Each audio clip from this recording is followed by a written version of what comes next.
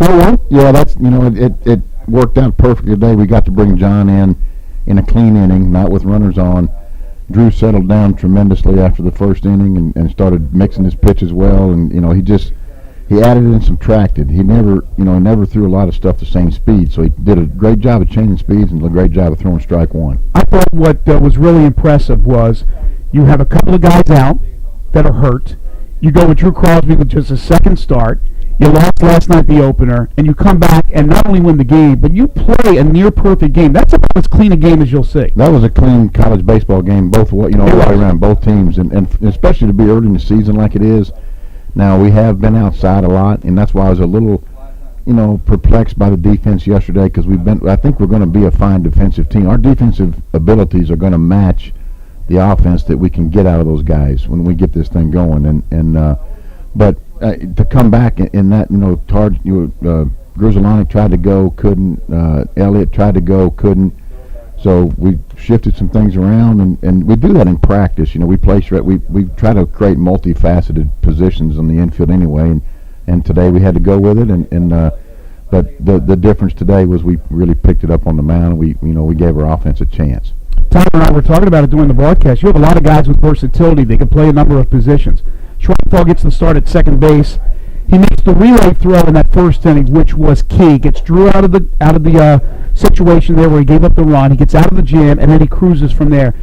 If that throw is a little late, they score a second run. Who knows what happens? That's one unsung hero, and the other one was Colton Neal, who didn't get the bunt down yesterday and got the bunt down today, which led to the 2 runs that gave you the lead. Huge. That's just picking. We talk about moving on from things, and Zach's third base arm played a factor at second base in that one moment, and he's played some second, occasionally at times, but primarily to be a third, and he's a senior, so he knows our system and all the way around.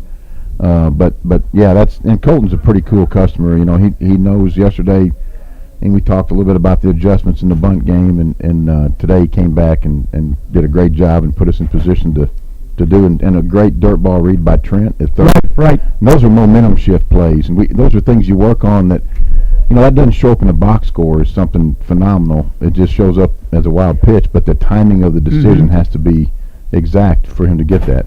Let's get back to the pitching. We talked with Drew, who was sensational. But then you bring John in, and he's throwing 95, I saw one, but 93, 94 consistently with that heater. How good was he? He was phenomenal. And that's the glimpse of John we saw late last year in the conference tournament when he started against UConn in that second game on Saturday. And it just, and all year long last year, he was trying to figure things out. He was unsure of himself, going through the freshmen. And you see some of their Lingenfelter, their big arm. He's a 93 to 94 guy.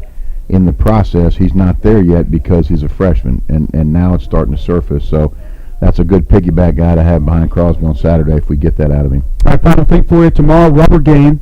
You got Connor Alexander. Who probably is our best pure pitcher, as far as 3 pitches for strikes, not letting you sit on a pitch. Veteran, has starting experience, so we've kind of shifted him to Sunday and leave him there for this very reason. And we'll play according to how he pitches, and I expect him to get out and compete very hard for us.